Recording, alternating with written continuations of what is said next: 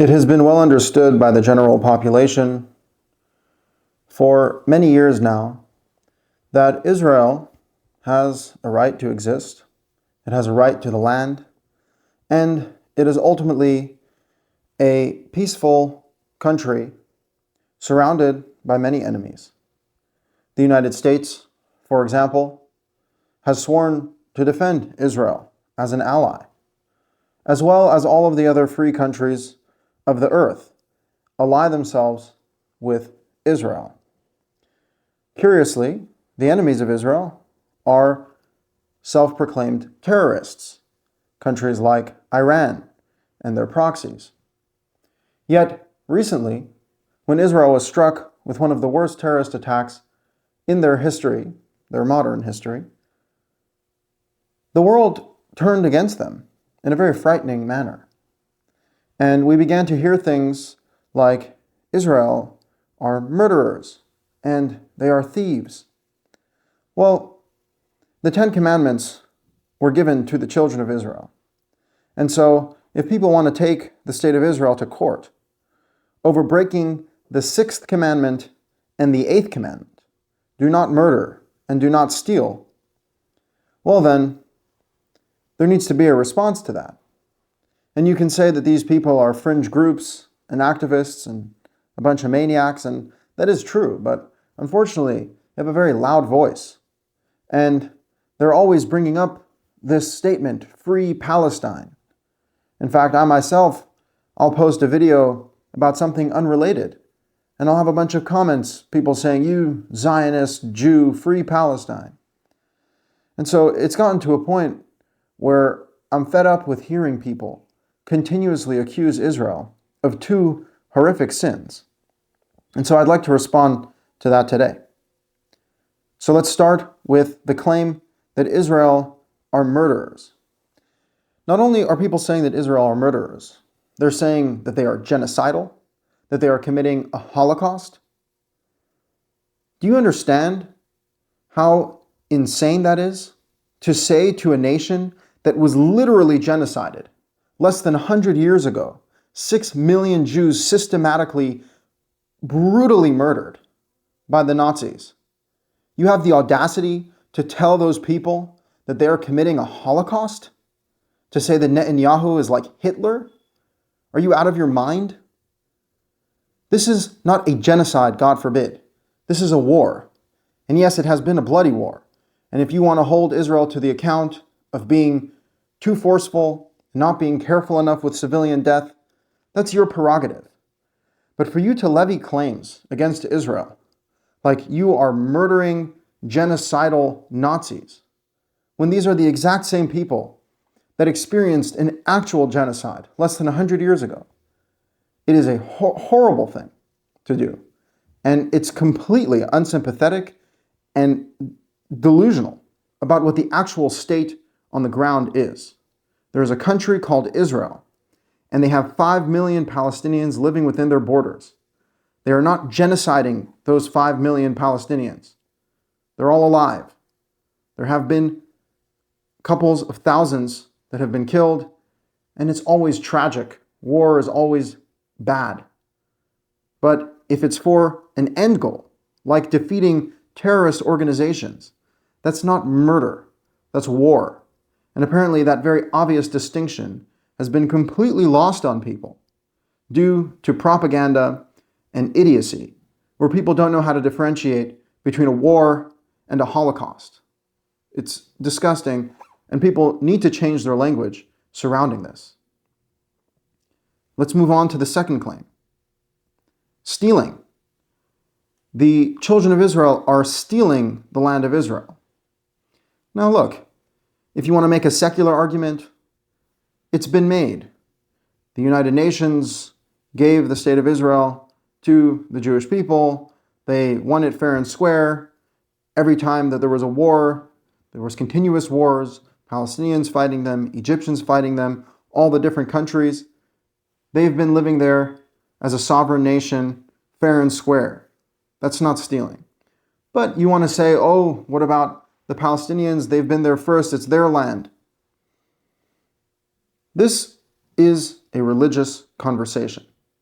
And if you don't have the presence of mind to understand that this is a religious conversation, you're not really part of the dialogue.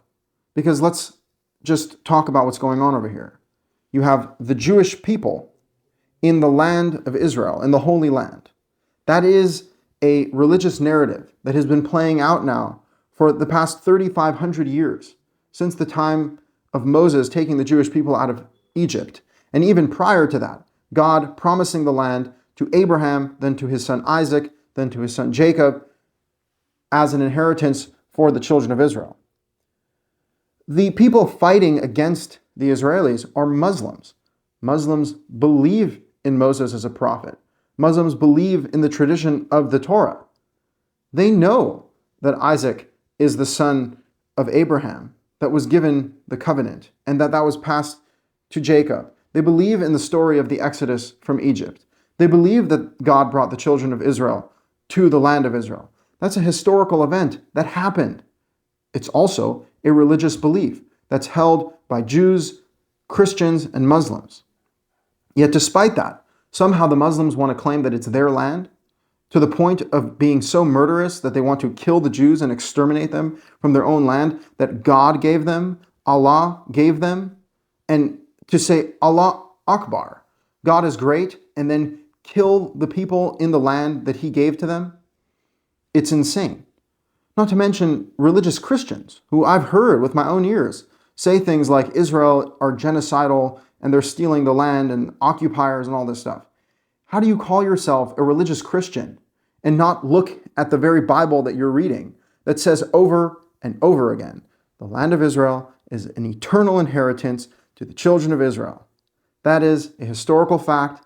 It is a religious fact. And so people need to wake up to this. This is not some sort of misunderstood topic. This is not something that's this endlessly complex narrative. No, God gave this land to the children of Israel, and it does belong to them. Now look, that doesn't mean that you can come and just get rid of all the people that are there. And Israel hasn't done that. All the Palestinians still live there.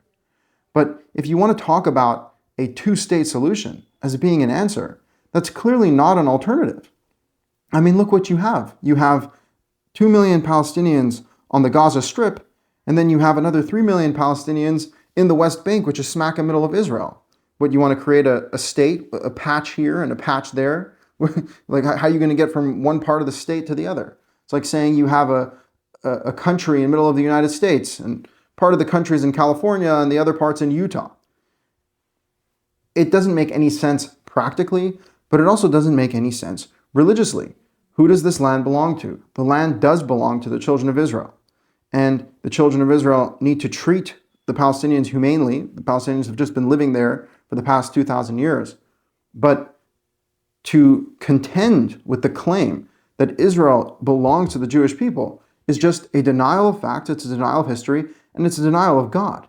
And this denial of God is coming from religious people as well, who believe in the same God and believe in the same narrative.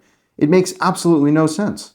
So let's wake up to the fact that the God that we believe in, the creator of heaven and earth, gave this land as an eternal inheritance to the Jewish people. And the Jewish people have no interest in world domination. They have no interest in killing people. They just want their land, and they just want to live in peace. And that should be given to them as their birthright, which God himself endorses that. And so my prayer is the same prayer that Moses prayed to God. This is Exodus chapter 32, verse 13. Moses is praying to God, and he says, "Remember Abraham and Isaac and Israel, your servants, which you swore to them by yourself, by your own name, and you spoke to them, and you said, I will multiply your offspring like the stars of the heaven, and all of this land, which I said, I will give to you and to your offspring, and they will inherit it forever." Now, what about forever do people not understand? What about eternity? Do people not comprehend? This is not a promise that ends. God gave this land to the children of Israel, to the descendants and the offspring of Abraham, Isaac, and Jacob. That is the eternal state of this land, and it is a birthright that is given to the children of Israel. Now take a look at this. This is very interesting. See, because Gaza actually always was the home of the Philistines. Even in ancient Israel, when the Israelites came and conquered almost the entire land, Gaza was actually left to the Philistines. And ironically, the name Palestine was given to the land by the Romans after they exiled the Jews. And Palestine comes from the word Philistine. So Gaza was the original land of the Philistines. But when you read the book of Joshua, you see again and again how Joshua is encouraging the people to take over all of the land. Yet they are not able to conquer Philistia. They're not able to conquer Gaza at that time. And you can see Joshua chapter 11, verse 22. None of the Anakim, none of the giants were left in the land of the children of Israel. Only in Gaza, in Gath, Ashdod, they remained. So in Gaza and Ashdod and Gath, those were the Philistine lands. So Gaza apparently was not even conquered back then in ancient Israel. However, Gaza is part of Israel. And at the end of the day, when we look at the lack of strategy that seems to be coming out of the Israeli government, they talk about defeating Hamas and fighting the terror organizations, and that makes sense. But at the end of the day, what is the path moving forward? Is a two-state solution really on the table? Or would a more realistic viewpoint be that the Jews just stand up and say, this is our land, and we're going to take it all, and it's going to be ours, and that is God's plan, that all of this belongs to us. And once Israel started to view Gaza and the West Bank as part of Israel, I don't think that we would see wars like this, where they're fighting some sort of foreign power within their own borders.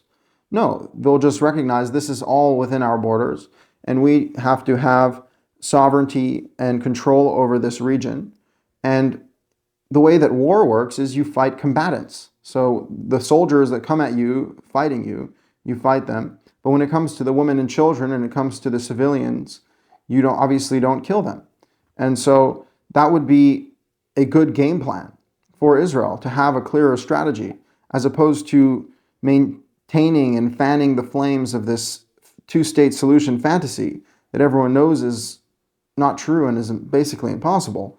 Instead, we can just talk about the reality that all of this land is Israel, and we can do our best to have a functional country where all of the terror organizations can be defeated and all of the peaceful civilians can either be granted the ability to live in peace or to migrate in peace. And finally, I just want to say to my brothers and sisters in Israel, to the Jewish people who live in the land of Israel, at this, what would be an inopportune time of war and strife and difficulty, the land of Israel belongs to us because God gave it to us, not for any other reason. And God makes it very clear that the reason why we're given the land is because He promised it to us. And the only way for us to maintain the land is if we follow His commandments. Take a look here at the book of Deuteronomy. By the way, Deuteronomy is full of these statements. If you do not follow my commands, you will be exiled from the land. And that actually happened. The Jews were exiled for the past 2,000 years. Only now do we have Jews back in the land of Israel. But there's a lot of war, there's a lot of strife, there's a lot of conflict, and there's not a lot of Jews who are actually aware of the truth of the Torah. This is Deuteronomy chapter 11, verse 16. Beware for yourselves, lest your hearts shall seduce you, and you will turn away and worship other gods and bow down to them. Verse 17. Then the anger of Yahweh will be provoked against you, and He will close up the heavens, and there will not be rain, and the land will not give its produce, and you will be lost quickly from upon the good land that Yahweh gave to you. God gave us this land. It's a good land. But if we worship other gods, if we do anything wrong that breaks the commandments that God gave us in the 5 books of Moses, in the 5 books of the Torah, we are not worthy Jews. We are not worthy of having this land. So we need to remember this. And for the people living in Israel and for Jews around the world, we need to return to the Torah. The Torah is what gives us this history. The Torah is what gives us this blessing, what gives us this land, what allows us to stay connected as a people, what gives us the access to God and His commandments, it's all in the Torah. And don't turn to the malpractice of the religious institutions and pretend you just put on a kippah and, eat challah, now you're a good Jew. That this is not the Torah. If people want to know the Torah, they need to read the Torah itself, the 5 books of Moses, without adding or subtracting, and create a real Jewish nation, a real Israelite people, a people that are rooted in the Word of God Himself and are worshiping Him alone, not other gods, not following other commandments, not following other Torahs and other politics and other influences from people and philosophies and ideologies that are not from the Torah itself. We must stick to the Word of God, cling to God, and that is how we will remain alive, to possess the land, and to live with peace and unity on this earth amongst our brethren and amongst humanity.